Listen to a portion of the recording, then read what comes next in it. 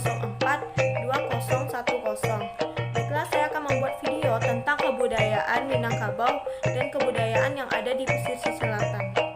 Jadi, kita akan membahas apa itu budaya Minangkabau. Budaya Minangkabau adalah kebudayaan yang dimiliki oleh masyarakat Minangkabau dan berkembang di seluruh kawasan Minangkabau. Budaya ini merupakan salah satu dari dua kebudayaan besar di Nusantara yang sangat menonjol dan berpengaruh. Budaya ini memiliki sifat egaliter, demokratis, dan sintetik yang menjadi antitesis bagi kebudayaan besar lainnya, yakni budaya Jawa yang bersifat feodal dan sinkretik. Berbeda dengan kebanyakan budaya yang berkembang di dunia yang menganut sistem patrilineal, budaya Minangkabau menganut sistem matrilineal baik dalam hal pernikahan, persukuan, warisan, gelar, adat, dan sebagainya. Selanjutnya kita akan membahas tentang sejarah kebudayaan Minangkabau. Berdasarkan historis, budaya Minangkabau berasal dari Luhat Nantigo yang kemudian menyebar ke wilayah rantau di sisi barat, timur, utara, dan selatan dari Luhat Nantigo. Saat ini wilayah budaya Minangkabau meliputi Sumatera Barat, bagian barat Riau, pesisir barat Sumatera Utara, bagian barat Jambi, bagian utara Bengkulu, bagian barat daya Aceh. Budaya Minangkabau pada mulanya bercorakkan budaya animisme dan Hindu-Buddha. Semenjak kedatangan para reformis Islam dari Timur Tengah pada akhir abad ke-18, adat dan budaya Minangkabau yang tidak sesuai dengan hukum Islam dihapuskan, seperti budaya menyambung ayam, mengadu kerbau, berjudi, minum tua, diharamkan dalam pesta-pesta adat masyarakat Minang. Reformasi budaya di Minangkabau terjadi setelah Perang Padri yang berakhir pada tahun 1837.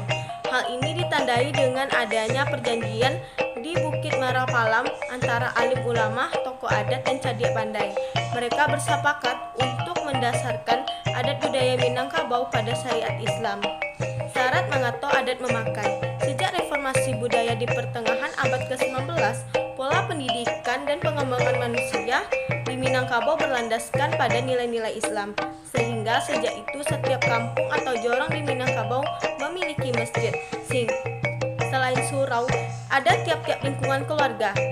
Pemuda Minangkabau yang beranjak dewasa diwajibkan untuk tidur di surau. Selanjutnya, pendidikan dalam Minangkabau. Filosofi Minangkabau yang mengatakan bahwa alam terkembang menjadi guru merupakan suatu adagium yang mengajak masyarakat Minangkabau untuk selalu menuntut ilmu. Pada masa kedatangan Islam, pemuda-pemuda Minangkabau selain dituntut untuk mempelajari adat dan istiadat, juga ditekankan untuk mempelajari ilmu agama. Hal ini mendorong setiap kaum keluarga untuk mendirikan surau sebagai lembaga pendidikan para pemuda kampung. Dan selanjutnya, kepemimpinan dalam Minangkabau. Masyarakat Minangkabau memiliki filosofi bahwa pemimpin itu hanyalah ditinggikan seranting dan didahulukan selangkah. Artinya, seorang pemimpin haruslah dekat dengan masyarakat yang ia pimpin, dan seorang pemimpin harus siap untuk dikritik jika ia berbuat salah. Dalam konsep seperti ini, Minangkabau tidak mengenal jenis pemimpin yang bersifat diktator atau totaliter. Selain itu, konsep budaya Minangkabau yang terdiri dari republik-republik mini, di mana negari-negari sebagai sebuah wilayah otonom, memiliki kepala-kepala kaum yang merdeka. Mereka memiliki hak dan kewajiban yang sama serta dipandang sejajar di tengah-tengah masyarakat. Selanjutnya, demokrasi dalam Minangkabau. Produk budaya Minangkabau yang juga menonjol ialah sikap demokratis pada masyarakatnya.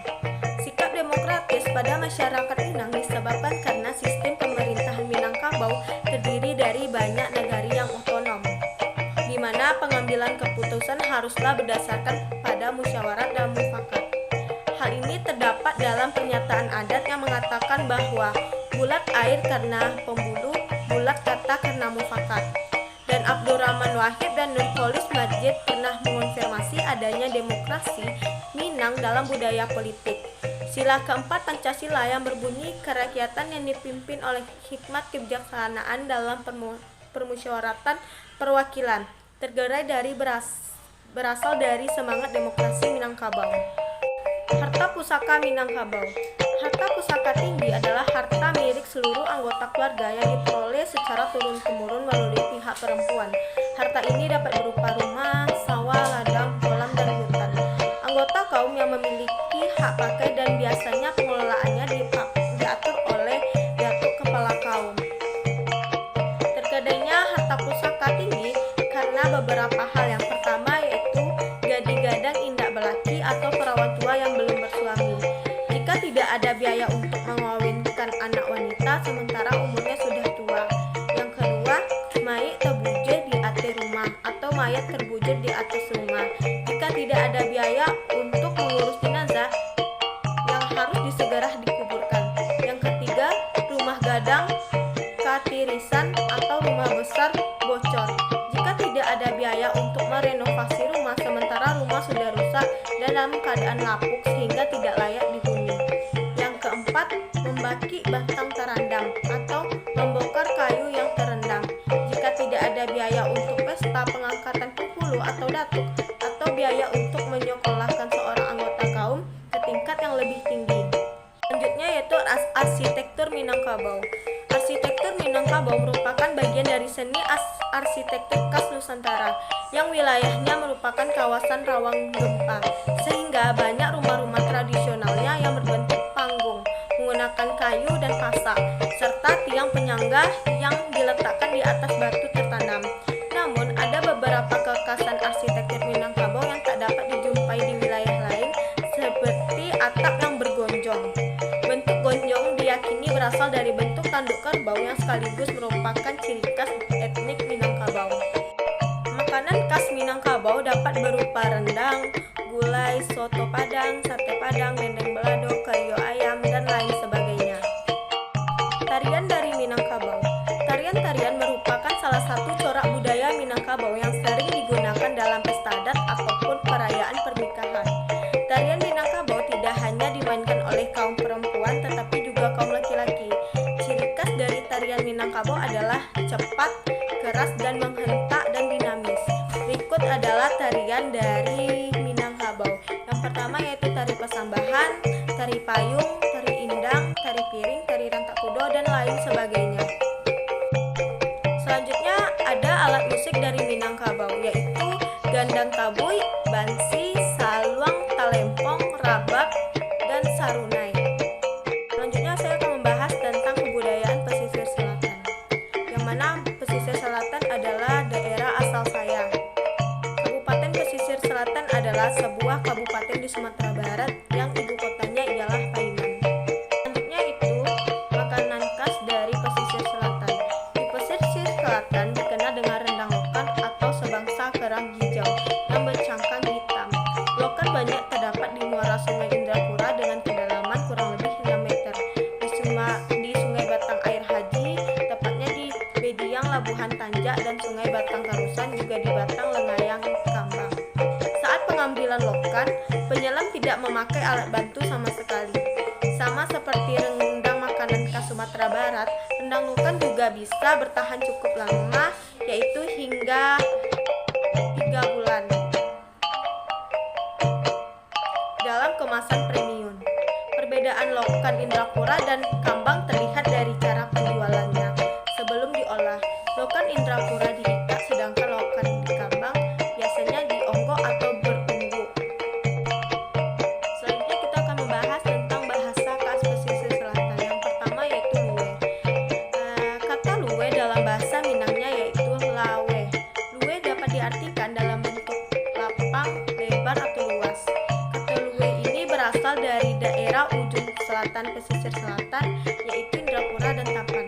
Contoh bahasa Indrapura dan Tapan yaitu ambo punya tanah yang sabana luwe. Dalam bahasa Indonesia artinya saya mempunyai tanah yang sangat luas. Yang kedua yaitu aban. Mungkin kata aban termasuk kata yang asing di telinga kita. Kata tersebut juga berasal dari daerah Indrapura, tepatnya di Kecamatan Pancung Soal dan Air Pura. Jika diartikan ke dalam bahasa Indonesia yaitu artinya kamu. Yang ketiga yaitu kepeang atau mago. Ada atau arti dari kepeang atau mago ialah uang atau alat untuk mengukur nilai tukar. Dalam bahasa Minangnya berarti pilih. Kata tersebut banyak dijumpai di daerah ujung pesisir selatan seperti Tapan, Silaut, sampai ke Muko-Muko. Selanjutnya yaitu kebudayaan yang menarik di pesisir selatan, yaitu batik Lumpo. Namanya diperkenalkan sebagai batik Lumpo. Batik yang ada di Lumpo memiliki ciri khas pewarnaan alaminya seperti kulit rambutan, kulit jengkol, gambir, dan hal lainnya. Kampung Batik Lumpo melibatkan beberapa kenagarian yang ada di Lumpo, di antaranya Kenagarian Limau Gadang, Kenagarian Balai Senayan, Kenagarian Ampuan, dan lain sebagainya. Kampung Batik sebagai sentra batik, Lumpo juga akan dijadikan daerah wisata batik. Batik tulis Lumpo punya banyak corak, terdiri dari batik tulis dan cap. Motif dan warnanya juga beraneka ragam, tidak kalah dengan batik dari daerah-daerah lain. Begitu juga dengan harga yang bermacam-macam sesuai dengan bahan atau motif yang digunakan.